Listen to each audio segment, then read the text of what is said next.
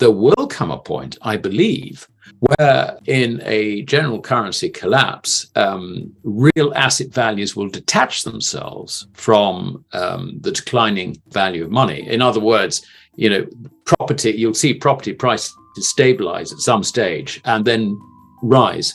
They will fall very heavily in gold terms because under those circumstances, real money will be only available at huge premiums because there's not a lot of it compared with all the currency that is being destroyed.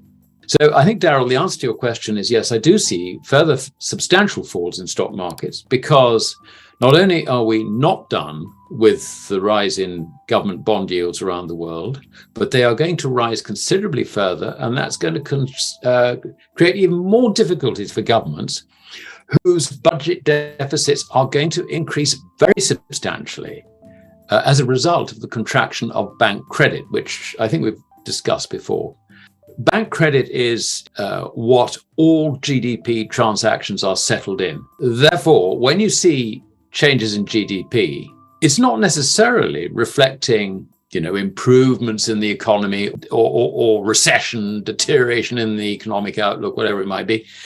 No, what it's actually reflecting is the amount of credit deployed in the economy. And if the banks contract the amount of bank credit, bingo, you find GDP collapses. And this is what we now face because, as we've said many times before, the commercial banks are very highly leveraged. They now see the economic outlook as deteriorating quite rapidly. They cannot afford not to really rein in their loans to the private sector. And this is particularly small and medium-sized businesses who find that liquidity is just completely dries up. So what happens then is you find that businesses start going bust en masse. And it's not necessarily the big businesses who can rely on government contracts or whatever. Or you find the central bank turns around and says to the commercial banks, for goodness sake, you cannot foreclose on, I don't know, name any big business you like, from mining to manufacturing in your country. They will be lent on to keep the big businesses going. Okay, so if that's the case, I've got to close down everybody else because I'm over leveraged. My balance sheet, I've got to look after my shareholders. To hell with the regulator, I've got to look after my shareholders. And that's the position that bankers are rapidly getting themselves into.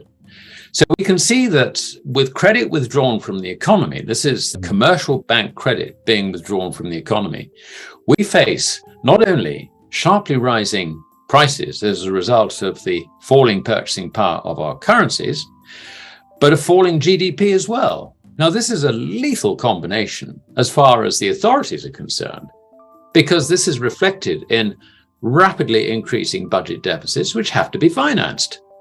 Oh, but we've got a problem, Houston, because it's all very well saying that, we're going to need to borrow another $1 trillion or $2 trillion or $3 trillion or $4 trillion, whatever the figure is.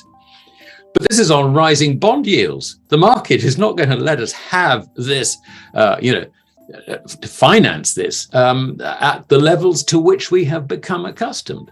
So this is a situation which could begin to very rapidly deteriorate.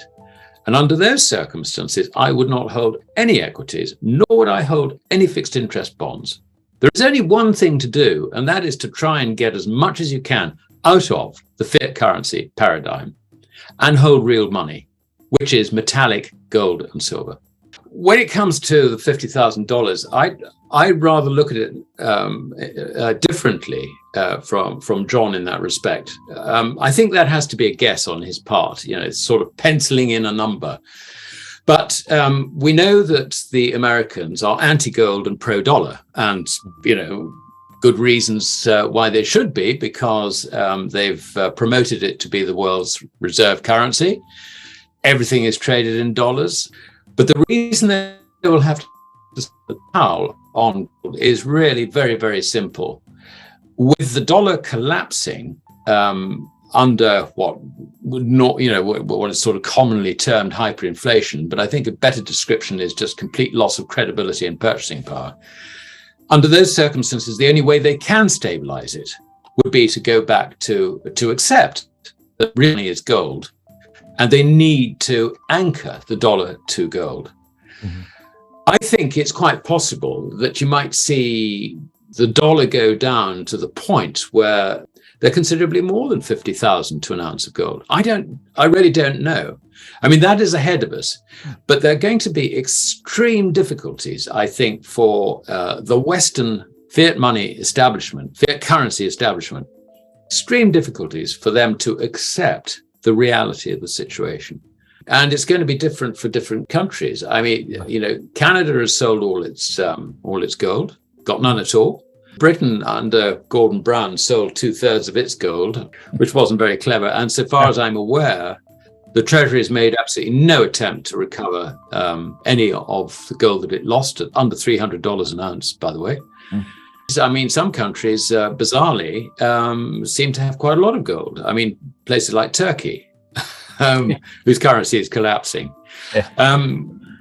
And interestingly, going back to if you like, the Russia-China axis, I mean, if you look at who's actually been buying gold in the central banks, it's been predominantly, Shanghai Cooperation Organization members, also other members of the Eurasian Economic Union. If you take all those together, they've, accumulated far larger amounts of gold than any of what I would call the sort of either Western aligned or non-aligned nations' central banks. I think we're looking at something like over 4,000 tons as against 800 tons. This is quite an important signal, I think, that there's going to be a more ready acknowledgement and acceptance that currencies should be linked to gold in Asia than is likely in the West. But really, as to John's point about $50,000, I think that can only be a pencil-in figure.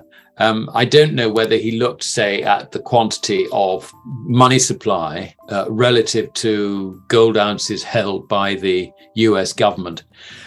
I mean, people do that sort of thing, but I mean, you can't, because for a start, the US government reserves haven't been audited, and B, really what you're looking at is a situation which is going to deteriorate from now. You can't really think in terms of, you can't really say, if the situation stopped now, then they would need to have so many, the price of gold would have to be whatever, because that's not happening.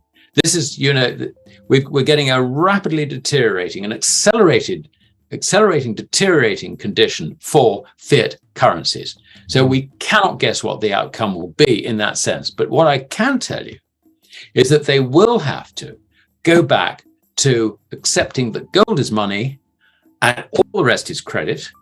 And the only way to stop the collapse in the value of that credit is to anchor it to gold. How long that will take, what we will have to go through to get to that point, I have no idea. All I just know is it's going to be very, very difficult for us because we don't, our economic establishment just don't understand money.